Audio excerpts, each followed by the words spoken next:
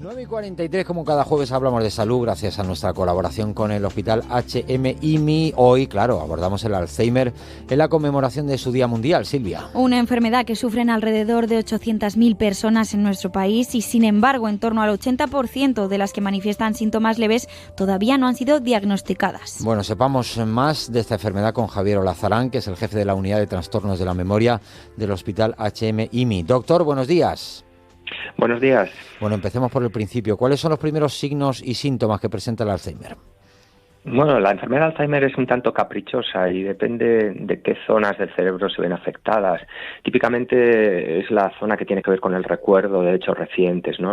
Estas personas pues empiezan a repetir lo mismo como si no lo hubieran dicho o como si no se lo hubieran dicho a ellos, ¿no? Pero hay otras maneras de empezar, por ejemplo, pues un bloqueo mental cuando tienes que tomar una decisión, o que no encuentras la palabra habitual, ¿no? Que sabes qué quieres decir pero no la encuentras. Pero hay otras veces que lo único que vemos es que el paciente está apático, que parece que no se interesa por las cosas o que no tiene iniciativa, que ya no hace tanto como hacía antes, ¿no? O sea que es una enfermedad variable, caprichosa, y por eso es difícil de diagnosticar. Uh-huh. ¿Y en qué consiste ese proceso de diagnóstico? Bueno, empezamos por los pequeños síntomas, ¿sí? y descartamos otras causas, pues a veces lo que tiene pues es igual que tiene mucho estrés, o igual tiene una depresión, o igual lo que hay son muchas enfermedades que no están bien controladas, por ejemplo, enfermedades respiratorias, a veces hasta pequeñas infecciones de orina, o sea que hay un amplio abanico de causas que hay que descartar antes, y cuando ya se han descartado razonablemente, pues entonces ya vamos a hacer las pruebas del cerebro, vemos lo que llamamos neuroimagen estructural para ver qué zonas tienen algo más de atrofia. Si eso es compatible con Alzheimer y queremos un diagnóstico 100%, ya a día de hoy se puede hacer sacando el líquido cefalorraquídeo, haciendo una punción lumbar, que es introducir una aguja por la espalda. No tiene riesgo, o sea que es una prueba que hacemos habitualmente, y ya detectamos las proteínas anómalas y podemos diagnosticar con 100% de certeza Alzheimer en personas que solamente tienen pequeños fallos o pequeños síntomas. ¿Por qué es importante o tan importante el diagnóstico precoz del Alzheimer?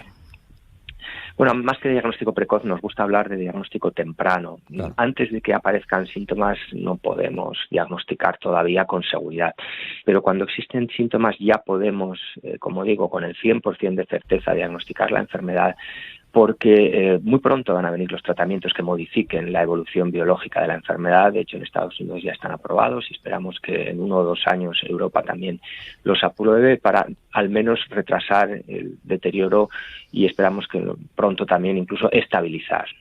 Esto se va a poder hacer quizá en un plazo de 5 o 10 años, llegar a esa estabilización. Pero entre tanto también hay muchas otras cosas que se pueden hacer si la detectamos de manera temprana, especialmente ir adaptando el entorno, porque los pacientes todavía tienen muchas capacidades. Pueden hacer la mayoría de las cosas de la vida diaria si simplemente les damos pequeñas ayudas, ¿sí? No hacerles inútiles, que es lo que yo digo, es decir, no hacerles a ellos las cosas, pero quizá, por ejemplo, ponerle una pizarra en su casa para decirle, pues mira, hoy toca cocinar las lentejas y a las 4 de la tarde hemos quedado para jugar una partida de cartas. El paciente tiene eso en la cocina, en una pizarra, tiene un reloj, y le educamos para que sea él el que vaya y lo mire. Eso es una manera de mantener activas las capacidades residuales y hacer que la enfermedad se mantenga estable más tiempo. Uh-huh. Y doctor, ¿cuál es la diferencia entre el Alzheimer y otras formas de demencia?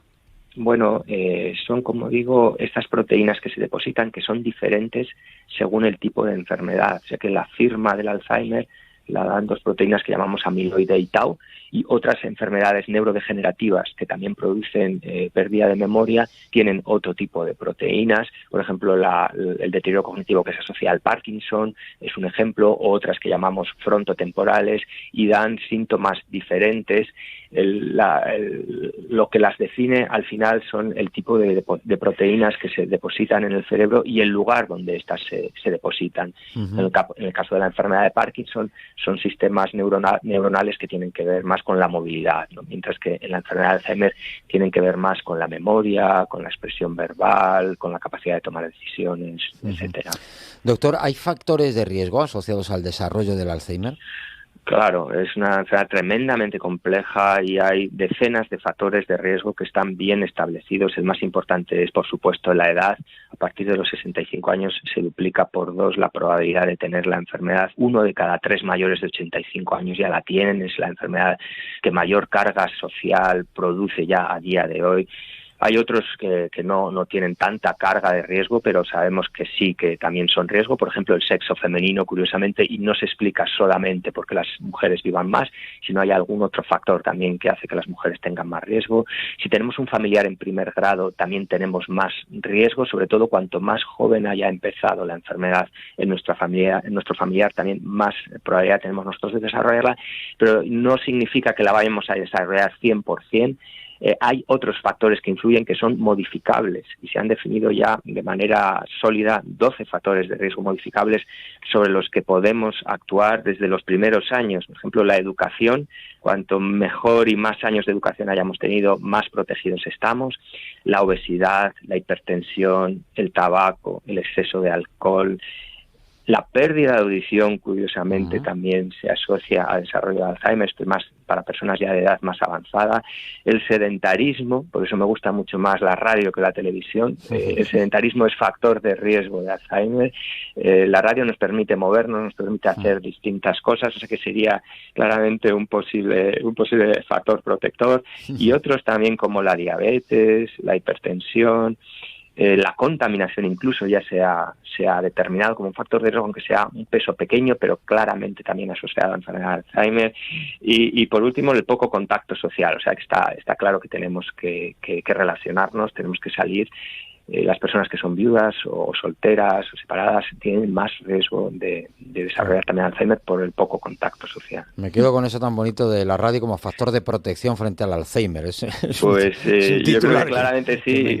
Podríamos hacer un estudio, pero es una lógica aplastante, porque la radio claramente sería un antídoto contra el sedentarismo, mientras que la televisión en ese sentido es todo lo contrario, y de hecho ahí sí hay estudios. No existen estudios en la radio, pero sí respecto de la televisión, y sabemos que de la actividad, digamos, intelectual, entre comillas, la única que no es factor protector es ver la televisión, sino que es todo lo contrario, es un factor de riesgo, posiblemente por el sedentarismo que conlleva, o quizá ya porque está la propia enfermedad, ¿sabes? Y hace que estas personas ya tengan menos iniciativa y al final lo único que hacen es estar sentados en casa viendo la televisión. Es decir, tampoco sabemos exactamente si es causa o efecto, pero sí que sabemos que las personas que pasan muchas horas viendo la televisión al final sí que tienen más riesgo de acabar desarrollando enfermedad de Alzheimer. Y la última, Silvia.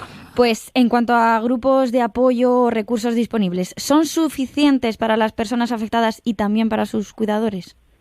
A ver, está claro que estamos ya moviéndonos hacia tener cada vez más recursos, más apoyo, pero todavía antes son claramente insuficientes y ahí es obvio que tenemos que trabajar todos y bueno, pues presionar en cierto modo a la administración, también los medios de comunicación, por supuesto los familiares.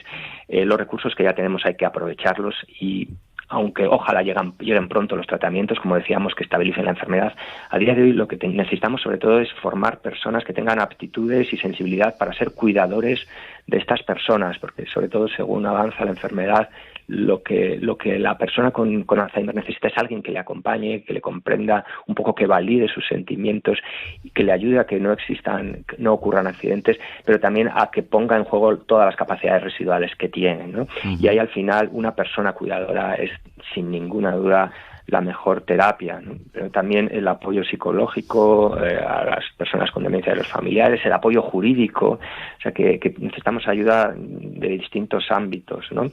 Y está claro que esto lo podemos conseguir y no son recursos muy caros, ¿no? Quizá ahora tenemos el foco demasiado puesto en los posibles nuevos tratamientos que van a ser muy caros y estamos un poco perdiendo lo que realmente hay que hacer ahora y que es urgente, que es, bueno, pues movilizar recursos para que estas personas y sus familias pues puedan tener asesoramiento y apoyo. Bueno, pues que así sea y que estos mensajes perduren más allá del día del Alzheimer que es hoy, Ojalá. Porque así debe ser.